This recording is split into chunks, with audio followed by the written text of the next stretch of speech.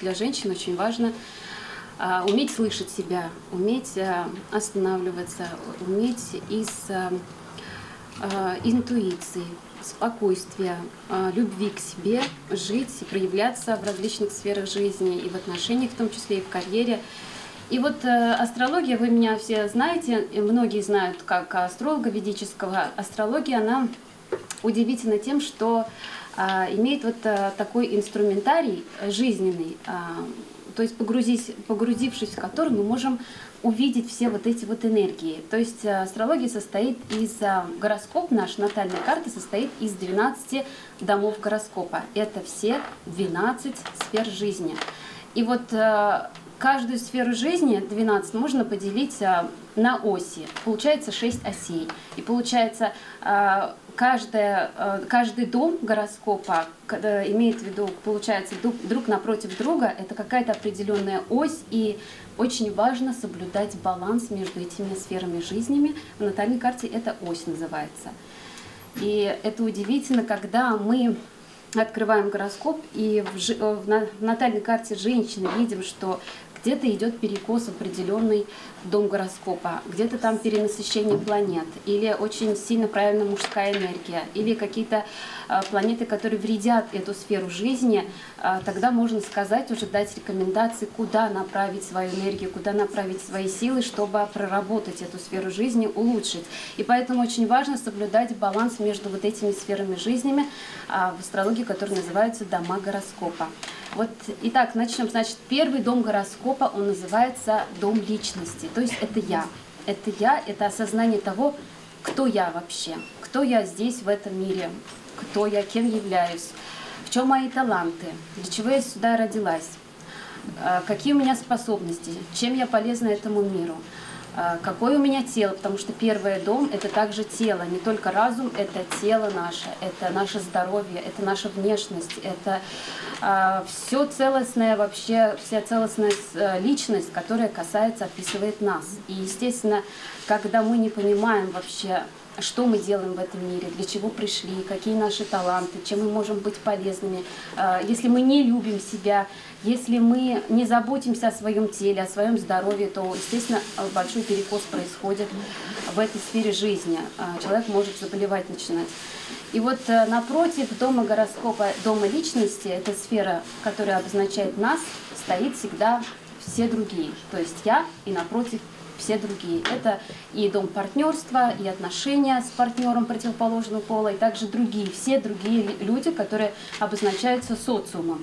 И получается, если мы не заботимся о себе, о своем здоровье, о своем теле, вообще о своих желаниях, если мы не слышим себя, не хотим вообще услышать то, чего мы хотим, то, что нам нужно, как мы хотим проявляться, как мы хотим развивать свои таланты и в какой сфере жизни реализовываться, если мы то есть не слышим себя, а вот нам важно, например, что думает о нас другие люди. Или мы хотим, например, только служить своему мужу, партнеру, противоположному полу. Если мы полностью отдаем свою энергию другому человеку, то это или близкий человек, или вообще мы реализуемся в социуме, всегда думая о других, да, забывая о себе, конечно, происходит большой такой перекос. И вот здесь очень важно, поэтому вот такая фраза, которую Альфия сказала, любовь к себе, когда мы любим себя, это не означает, что мы эгоисты, что мы эгоистически как-то проявляемся. Например, позаботиться о себе, о своем здоровье, если устали, если перенапряглись. То есть всегда уметь слышать себя, заботиться о себе, о своем здоровье, понимать свои желания, стремиться их осуществить. То есть правильно, адекватно проявлять себя в том плане, что заботиться и любить себя, тогда у нас, естественно, будет желание также проявлять себя и в отношениях, потому что если мы себя любим, естественно, мы заботимся о том, чтобы мы отдохнули вовремя, поели вовремя, да, о своем здоровье точно так же мы начинаем проявлять себя и в отношениях. То есть, если мы видим, что противоположный пол, наш близкий человек устал, мы, естественно, позаботимся. И наоборот, если мы себя не любим, у нас вот в этом плане тоже перекос, когда мы не слышим себя, не заботимся, и, естественно, мы требуем от себя, большие требования выставляем. То есть нужно дальше стараться, нужно большего добиваться. Нужно, например, я мало еще достигла, что, то есть рано еще отдохнуть, что нужно работать, дальше, дальше, дальше. И когда мы себе такие требования выставляем, естественно, мы требуем точно такого же от другого человека, от других людей. То есть, как бы они ни старались, нам всегда кажется, что мало они сделали, мало постарались, особенно это в близких отношениях проявляется. Вот. И настоящая любовь, настоящая гармония между вот этими сферами жизни, я как личность и мой партнер, проявляется тогда, когда мы помним о том, что мы есть, о том, что важно себя любить и адекватно, ну, не эгоистически, а вот действительно правильно заботиться о себе, тогда у нас баланс выстраивается в отношениях.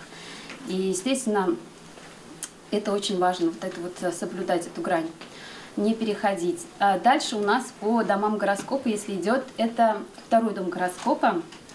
И тут ось выстраивается с 8-м домом, 2 и 8.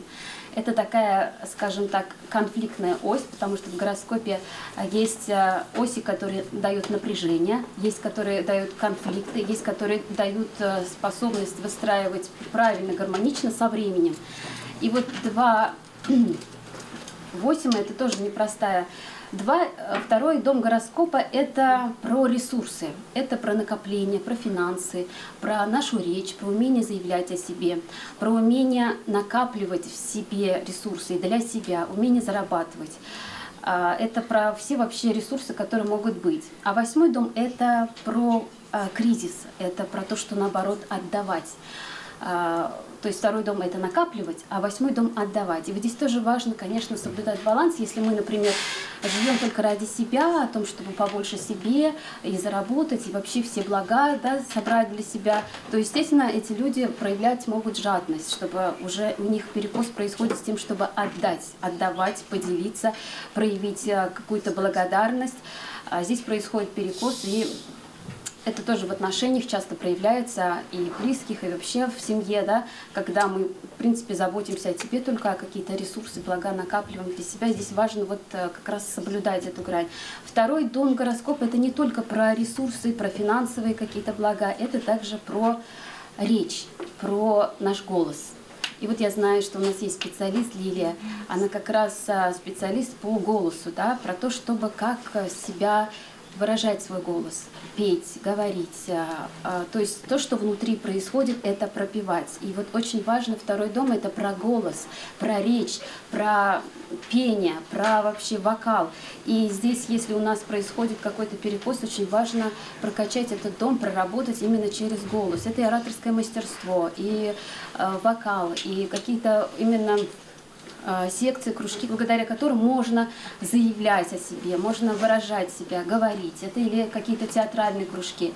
Потому что если мы себя подавляем, если мы не позволяем себе говорить, выражать то, что мы хотим, наши мысли, наши обиды, там что-то копится, да, тогда происходит вот этот баланс, перекос происходит баланса, и вся энергия уходит в 8-й дом. А 8-й дом – это не только кризисы, это не только про отдать, это также хронические заболевания. То есть если мы подавляем в себе обиды, какие-то зажимы, блоки, тогда происходят болезни, возобновляются хронические заболевания по 8-му дому. То есть вот такой перекос страшный происходит в этой сфере.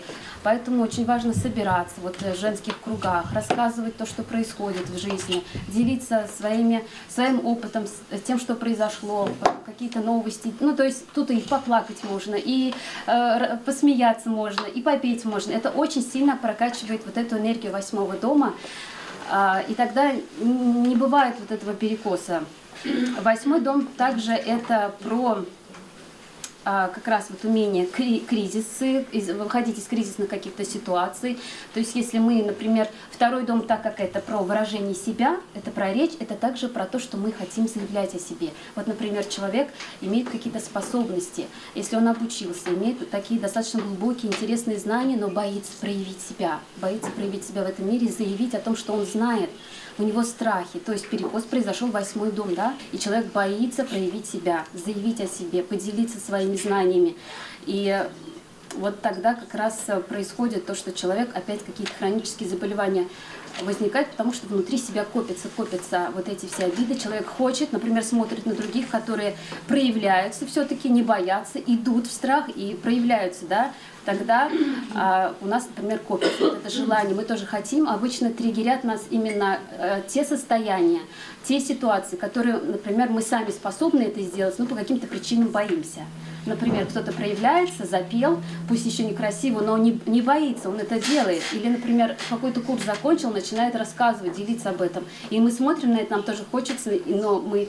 Ну, как происходит такое включение триггера. То есть у нас есть эта способность, этот потенциал, мы точно так же можем выступить, рассказать, поделиться. Это будет по-другому, но это будет от нас.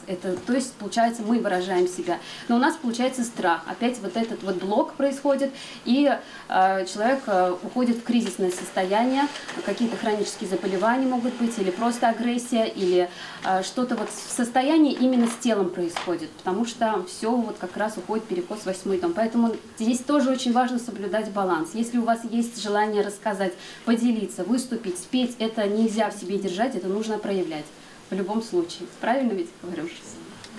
Дальше у нас идет ось 3-го и 9-го дома. Это сфера. 3-й дом – это дом амбиций, силы воли, решительности, смелости и самостоятельных таких решений. 9-й дом – это уже те знания, которые мы получаем, это наши старшие, это наш отец, это начальство, руководство, власть, это все вышестоящие люди, это те учителя, от которых мы получаем знания, это люди, которые, например, нам дают знания, делятся своим опытом. Также это сфера духовности, религий, глубоких таких знаний, познаний, да. А 3-й дом, он более поверхностный, потому что он не имеет такого опыта глубокого, как сфера 9-го дома. Но он без него никак невозможно, потому что 9-й дом – это наша смелость, это наша решительность, это наши амбиции, это умение двигаться вперед, несмотря ни на что, преодолевать барьеры, умение договариваться, коммуницировать. Это также и литературное творчество, мастерство, связанное с руками. Это все по 3-му дому, и все это говорится о том, что я могу, я делаю, я действую. Да, вопрос какой-то?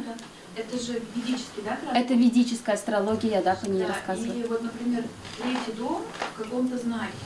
Да, вот я поэтому говорю, что заглядывая в натальную карту определенной девушки, мы видим, куда перекос ушел. Или, например, там нет планет, не проявлено, например. А у правителя, например, в дом страха ушел. Человек боится проявлять себя, боится действовать. То есть он всегда думает, что мне скажут другие? Отец разрешит мне или нет? А вдруг меня учитель раскритикует? Вот боюсь я, например, пост написать об этом. Или боюсь я, например, пойти туда, поехать самостоятельно. Потому что 3-й дом – это еще дом коротких поездок, общения, коммуникации, знакомств. Это дом решительности, это наша смелость. Просто я сейчас рассказываю в целом весь гороскоп, как все устроено, вот эти сферы жизни. И насколько важно соблюдать баланс между этими сферами жизни. И, значит, смотрите, если мы по 9-му дому, да, сфера жизни отцов, учителей, наших духовных наставников, религия, духовность. Вот если все по традиции мы делаем, как нам велено, как написано, как нас учили, и боимся, например, самостоятельно себя проявить. Это, естественно, перекос произошел туда. Мы боимся. 3-й дом, проявить свои амбиции, проявить свою решительность, стать более смелым, стать более таким общительным, коммуницирующим, потому что 3-й дом – это как раз про то, что мы идем, потому что даже в детском гороскопе по 3-му дому определяется, как ребенок, например, в садике себя ведет, если он боится общаться, либо он как атаман везде сует свой нос, да, это все видно. И, естественно, если мы всегда будем ждать о том, что нам, например, скажут, посоветуют, одобрят или нет, мы всегда будем бояться решительно действовать самостоятельно. А это, как бы ни к чему не приведет, потому что наша жизнь строится только от наших самостоятельных поступков. И поэтому, естественно, важно проявлять себя самостоятельно. А если мы, например, по 3-му дому только, например, действуем самостоятельно, говорим, мне не важно, что вы скажете, не слушаем ни отца, ни руководителя, не прислушиваемся ни к чему мнению, хотя у них большой жизненный опыт, да, мудрость есть, жизненная уже накопленная, знания, потому что 9-й дом – это самые глубокие знания, это наши учителя, духовные наставники, религия, да, традиции наши. Если мы, то есть абсолютно на все наплевательски просто идем самостоятельно, только потому что мы хотим и делаем, тогда тоже перекос происходит, потому что тогда мы очень много шишек набиваем, много делаем ошибок, приходится назад возвращаться и исправлять все это. Настолько важно соблюдать вот этот баланс тоже. То есть и самостоятельность проявлять, прислушаться к своему отцу, да, к вышестоящим, к своим учителям, послушать, что они говорят, посоветоваться, но сделать все равно так, как мы считаем нужным. И уважение проявлять к старшим, и в то же время защищать младших, потому что по 3-му дому не только, там в каждом доме есть живые показатели, есть неживые. В 3-м доме неживой показатель – это младшие братья, это те, кто помладше нас. То есть мы должны защищать, уважать их, в то же время проявлять глубокое уважение тем, кто постарше, мудрее. Прислушиваться к их мнению, соблюдать вот эти рамки, традиции, да, законы, но в то же время стараться проявить свою уникальность, самостоятельность именно по 3-му дому гороскопа. Тут важно соблюдать тоже баланс. Для женщины, конечно же, тоже важно, особенно в наше время, так как у нас женщины рождаются очень с такими ярко проявленными мужскими энергиями, и все, что касается самостоятельности, решительности, проявленности, для нас всех очень важно. Это мы в такую эпоху живем. Это раньше, да, или, например, в восточных странах до сих пор есть, хотя у них тоже есть потребность проявляться. Они стараются каким-то другим образом это делать, насколько это возможно. Но в любом случае у каждого есть свои таланты, своя способность, уникальность, и нам важно это проявить, быть полезным этому миру. Дальше идет ось 4-го и 10-го домов. 4-й дом – это, если описывать неживые показатели, это наш дом, это то, что мы создаем в доме, наш уют, красота. Это недвижимость, транспорт, это все материальные такие блага, да, сфера недвижимости. Также, если говорить о живых показателях, это наша мама. 4-й дом – это дом матери. Его так называют в ведической астрологии. И также это дом нашего внутреннего мира, то, что происходит у нас внутри. И для женщины этот дом очень важен. Потому что если у нас происходит какой-то дисбаланс во внутреннем мире, естественно, у нас проблемы происходят и в сфере 10-го дома. 10-й дом – это дом карьеры, нашего статуса, нашей проявленности, наших достижений, то, чего мы достигли, то, чего мы умеем. И для женщин очень важно соблюдать вот этот баланс, когда они реализуются в карьере, идут по ступенькам по карьере. Они часто могут забывать, если, например, сильная карьеристка, если в гороскопе проявлен 10-й дом сильно, если там планеты мощные, эта женщина ни за что не сможет сидеть в доме, да, в 4 стенах и заботиться только о семье. Для нее просто архиважно проявляться, строить карьеру. Но если она только на работе сидит, да, с утра до поздна, если для нее важно только достижение, то есть проявленная очень сильно мужская энергия, тогда происходит очень сильный дисбаланс во внутреннем мире. Она либо не успевает, либо у нее нет возможности создать свою семью, да, 4-й дом – это наш дом, это наша семья. Либо у нее нет времени, даже если она создала семью, нет времени вообще позаботиться о семье, создать уют, создать красоту в своем доме, позаботиться о домашних. Если даже у нее нет семьи, тогда происходит внутри именно такой во внутреннем мире дисгармонизация. Она, естественно, недовольна тем, что даже к 30, если достигла, 35, если нет еще семьи, нет отношений, естественно, она об этом думает, ей становится просто уже неинтересно, неважно, просто уже становится не нужна карьера. Здесь очень важно соблюдать баланс. Вот именно по поводу отношений, создания семьи, чтобы был дом, было куда вернуться, было о ком позаботиться, чтобы... Ну, то есть вот этой энергии такие для женщины особенно важны, потому что 4-й дом по естественному гороскопе это еще дом, которым управляет Луна. А Луна это женская планета, и, естественно, у нас эмоциональная сфера у женщин очень сильно проявлена. И если у нас дисгармония, дисбаланс во внутреннем мире, если мы возвращаемся туда, где нет семьи, нет о ком позаботиться, тогда происходит очень сильно прям, нет желания вообще даже строить карьеру. Здесь очень важно соблюдать баланс. Если даже нет семьи, то важно работать над собой, работать над своим внутренним миром. Это медитации, какие-то практики, и вот женские, да, какие-то практики. Это проявлять свои таланты, раскрываться через творчество. Это все женская энергия. Это позволяет нам сгармонизировать женские энергии, и тогда становится легче вообще создать семью. Потому что если мы не работаем над женскими энергиями, тогда очень сильно проявляется только мужская энергия. И, естественно, по 4-му дому, если, например, плохие отношения с матерью, если они отстраненные, холодные, если долго не видитесь, не созваниваетесь, не заботитесь, если не общаетесь, тогда тоже будет сфера отношений рушиться, потому что это все влияет. Потому что очень важно с матерью, чтобы отношения были близкие. Если они, например, каким-то образом уже такие неисправимые, очень плохие отношения, или мать каким-то образом не заботилась в детстве, очень важно проработать эти отношения вообще на уровне внутреннего мира через определенные практики медитации. Есть в нашем мире, благо, есть такие практики, когда мы можем это тоже улучшить и принять мать именно такой, какая она есть, поблагодарив за то, что она родила. Есть определенные практики и прописывания, и проговаривания, и медитации. То есть вообще само по себе то, что родила на свет, это уже большая благодарность. Но это все нужно прожить или через агрессию, или через обиды. Все это должно выйти через тело, через какие-то вот... Это тоже важно соблюдать баланс. Дальше у нас идет ось 5-го и 11-го домов. 5-й дом – это наше творчество.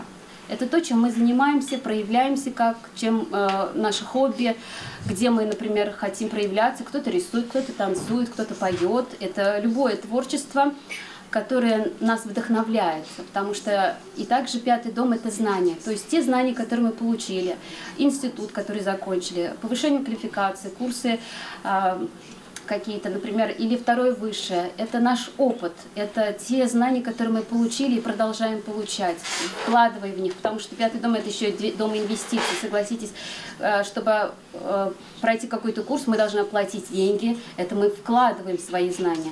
И вот в дальнейшем та энергия, которая вложена в 5-й дом, в наши знания, в нашу мудрость, опыт, она выстреливает в 11-й дом. 11-й дом – это дом прибыли. То есть если у нас есть знания, есть опыт, есть определенная уже такая мудрость, какой-то путь пройденный через знания наши, они позволяют нам зарабатывать деньги.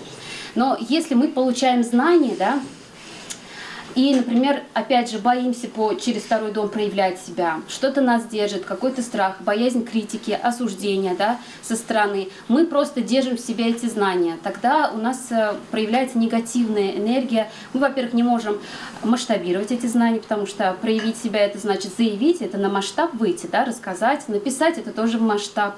Что-то создать, нарисовать, спеть – это тоже про масштаб. Мы проявляем, мы показываем. И когда эта энергия включается, нам легче зарабатывать деньги. А если мы боимся, если мы держим в себе эти знания, во-первых, знания держать в себе нельзя даже по ведической астрологии.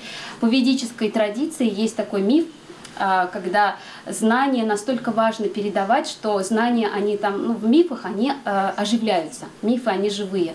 И на самом деле, хоть это и кажется, что это легенда, но это правда. И знания, которые мы получили, они жаждут жить. Они очень хотят жить дальше, передаваться из уст в уста, чтобы быть живыми. И если мы погребаем их внутри себя, не делимся знаниями, тогда такая энергия проявляется, когда она, во-первых, это или на психосоматике выражается, через тело, какие-то заболевания. Или мы, например, начинаем давать советы непрошенные, приставать к другим людям через вот эти вот советы. То есть от нас не ждут, а мы хотим догнать и причинить добро, да, называется.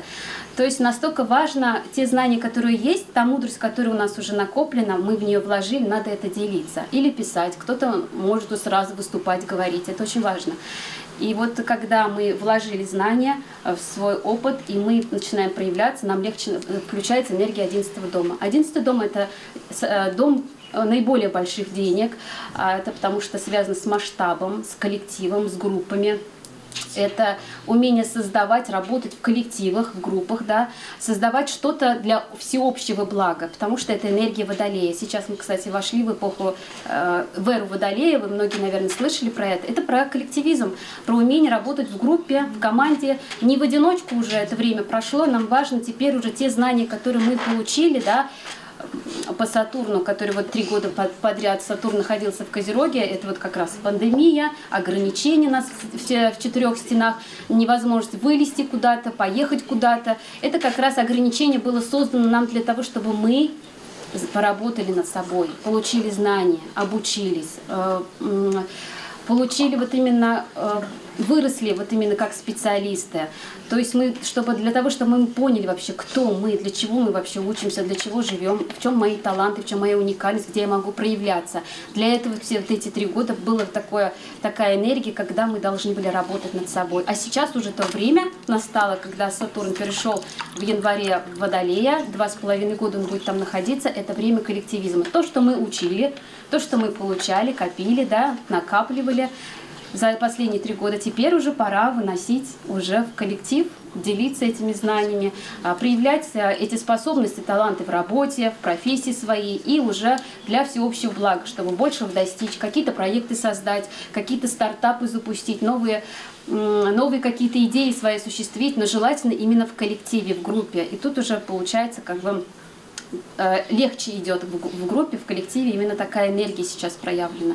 Вот здесь важно соблюдать баланс, да. То есть бывает, смотрите, самое интересное вот по этой сфере, самое интересное то, что мы, многие из вас, ну все, наверное, видели в Инстаграме, в соцсетях, когда появляются блогеры, да, ну, практически они ничего еще не сделали даже, да. Ну вот они как-то каким-то образом что-то как-то сказали или что-то рассказали, или где-то побывали, и каким-то образом очень быстро вырос у них рост подписчиков произошел. Ну, достаточно легкий подъем у них произошел. Мы таких многие знаем, так ведь? То есть ничего особенно ценного не несут. Или говорят, в принципе, очень коммуникативные просто, умеют как-то преподносить информацию, но на самом деле какой-то ценности глубокой она не несет. Это называется, что у человека, ну, с прошлых жизней есть определенная, по 5-му дому, это энергия такая, когда человек, ну, поработал, потрудился в прошлой жизни, и в этой жизни выстреливает это благо, да, в виде достижений уже, быстрых, легких таких достижений. Денег, там, какой-то популярности, это все по 11-му дому. И на самом деле ничего особенного не несут. И это быстро сгорает. То есть человек, если не продолжает над собой работать, да, у него рост подписчиков, он популярен, известен, большие деньги зарабатывает, но если в этот момент он не начинает вкладываться в сферу 5-го дома, в свои знания, для того, чтобы сохранить этих подписчиков и стать более интересным, нужным, востребованным, помогая им или через психологию, или через какое-то там ремесло, любое мастерство, да, тогда это быстро, просто сгорает, как воздушный шарик. И очень важно соблюдать баланс. То есть, если мы получили знания, но держим их в себе, боимся поделиться, выйти в сферу 11-го дома, тогда происходит перекос. А если мы быстро чего-то достигли, и нам сложно, например, и мы не хотим, лень, да, например, идти в знания, погрузиться, ну, наработать более такое мастерство, в какую-то сферу жизни, в сферу профессии погрузиться и вырасти как специалист, какая-то лень, инертность нас заставляет это не делать, тогда эта сфера тоже нарушается, она ненадолго. И здесь важно соблюдать баланс. Получили знания, поделились, рассказали. И быть полезным в своем деле, в своей профессии, в коллективе, уметь создавать, уметь сотрудничать, уметь организовывать какие-то совместные проекты совместно, вот именно вот такие альянсы создавать. И сейчас это как раз энергия будет проявлена. У нас остается последняя ось, 6-я ось, это 6-й дом гороскопа и 12-й. И 6-й дом в естественном гороскопе это про знак Девы. А Девы это, знаете, это очень педантичный такой знак, такой кропотливый, детальный, очень достаточно замечающий мелочи, очень так прям детали все.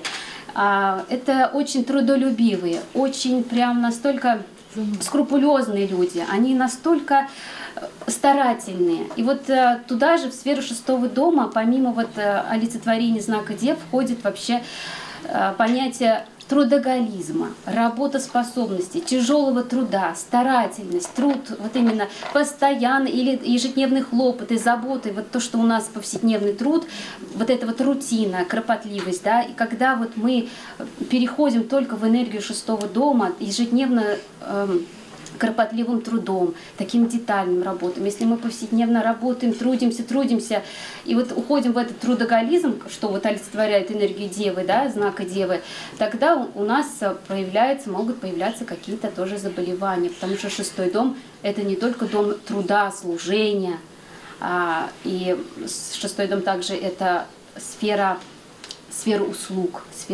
когда мы предоставляем, когда мы служим другим, да, и когда мы полностью туда погружаемся, в этот кропотливый труд, забывая обо всем, 6-й дом – это также дом болезней, возникают болезни, потому что очень важно соблюдать баланс между 6-м и домом напротив, а 12-й дом – это про отдых, про сон, про восстановление своего здоровья, восстановление своих сил, про путешествия, про медитации, про погружение в какие-то глубокие практики, сон.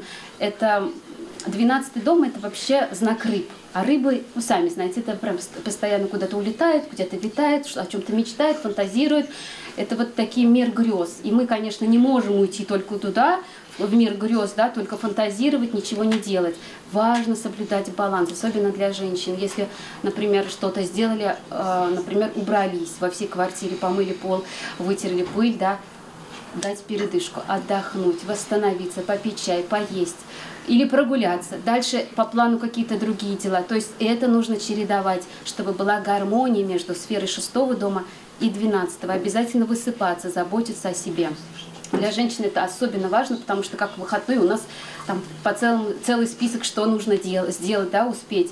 И по работе, там, напечатать что-то, и там что-то доделать, и успеть там дома убраться, и кушать приготовить, да, и с детьми повозиться, позаботиться. Вот важно знать, что если мы не любим себя, опять возвращаемся в сферу дома личности, если мы не заботимся о своем теле, здоровье, конечно, происходит перекос, потому что настолько это важно, что-то сделали, отдохнули, не надо заново встали и дальше пошли, да, нет, отдохнули, восстановились, совсем другая энергия появляется, дальше что-то опять сделали. И то есть соблюдать баланс, если вы чувствуете, что вы больше не можете что-то делать, остановились, перенесли это на другой день. Если вы чувствуете, что у вас вообще упадок сил, нет энергии, тогда вообще дайте себе отдохнуть, не занимайтесь в этот день ничем, просто заботьтесь о себе.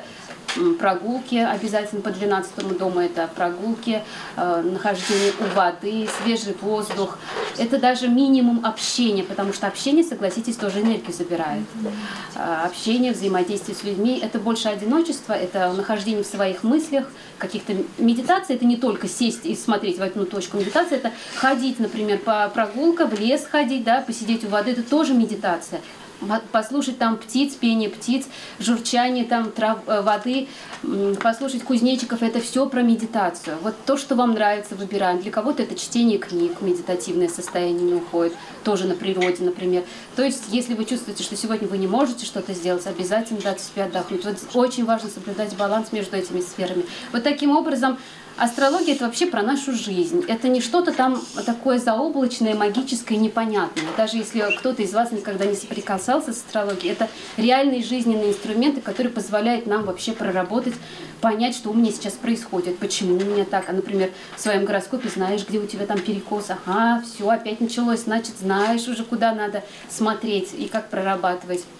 Астрология – это даже, там не только есть баланс осей друг напротив друга, есть еще, каким образом мы можем, например, достичь результатов в определенной сфере жизни. Вот очень интересно, когда я вот это рассказываю, вот, например, если мы хотим заработать денег, например, да, мы идем, нам нужно опереться на дом предыдущий, на сферу предыдущего дома и идти в следующий. То есть, например, хотим заработать побольше денег для чего-то.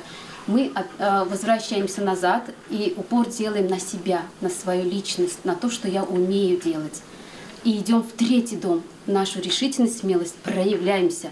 Пишем, заявляем о себе, рассказываем, двигаемся, действуем, едем куда-то.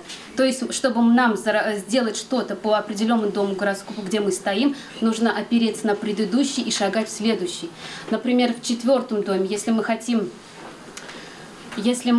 например, какой-то гармонии внутри себя, если мы хотим достичь цели по, например, нашим заработать, например, на квартиру, накопить каким-то образом. Если мы хотим поменять машину или ее вообще приобрести, тогда опять идем, шагаем назад. Третий дом – наша смелость, решительность. Мы просто начинаем это делать, зарабатывать, двигаться, коммуницировать, общаться, искать, да, искать поиск также. И опираемся туда и действуем через следующий дом. Инвестируем. Пятый дом – это инвестируем. То есть мы сначала зарабатываем, двигаемся, активность проявляем, смелость, решительность, такой пробивной характер и идем в сферу следующего дома. Мы просто инвестируем, мы подключаем свои вот возможности. И вот самая интересная такая сфера в жизни, она проявлена, и многие об этом слышали. И удивительным образом, возможно, людям кажется, что это какие-то чудеса, но астрология точно такой же инструментарий дает. Например, пятый дом – это дом детей. И если, например, у человека не получается родить, забеременеть, зачать ребенка, что нужно делать? Обычно, да, начинают по врачам бегать туда-сюда, да, что нужно делать? Это подключается энергия по знаниям Майкла Роуча, если знакомы. Мы опираемся на предыдущий дом, то есть четвертый дом – это дом семьи. Мы хотим расширить сферу нашей семьи, чтобы членов семьи стало больше, чтобы дом стал гармоничной чашей. Чтобы гармоничная чаша была, нам нужны, чтобы дети родились, да? Ну, это не для всех, конечно, прямо 100% выражено, но, по крайней мере, объясняя, как работает энергия. Мы опираемся, мы хотим, чтобы осуществилось наше желание по четвертому дому, чтобы семья стала круглой чашей, дом, чтобы полная, да, семья была. И мы стоим в сфере пятого дома, дети, да, мы хотим продолжения рода. И идем в сферу шестого дома. Шестой дом – это труд служения. Мы находим таких же девушек, женщин, которые хотят тоже родить детей. И начинаем им помогать. Каким образом? Какие у нас таланты есть? Что мы умеем? Мы делиться знаниями можем. Возможно, мы психологи, астрологи. Возможно, мы можем просто как становиться волонтерами или просто в нашем доме. Например, есть такая женщина, которая тоже хочет родить. Мы просто заботимся, делимся, общаемся, ходим в гости, зовем ее в гости. То есть общаемся, мы подключаем энергию помощи, взаимопомощи. Это по Майклу Роучу. Мы находим одного или двух таких женщин, тоже, которые хотят родить, и начинаем подключать энергию. Уделяем силы, время. Кто-то может материально помочь, кто-то может временем, кто-то знаниями. Вот таким образом подключается энергия шестого дома, опирается на четвертый, и уже происходит. Часто бывает такое, смотрите, шестой дом – это не только мы помогаем другим. А что такое шестой дом? Потому что пятый дом – это взаимосвязь идет с шестым домом. Они рядышком стоят. И если мы, например, чудеса такие слышали, наверное, когда бездетная пара, много лет, которые не могут родить, идут в детдом и усыновляют дочь или сына, да, ребенка берут. И каким-то чудесным образом у них вдруг рождается свой ребенок. Вот астрология рассказывает, это жизнь. Почему? Потому что они служение принесли чужому, взяли чужое дитя, оставленное, брошенное в детдоме, да, и начали заботиться о нем.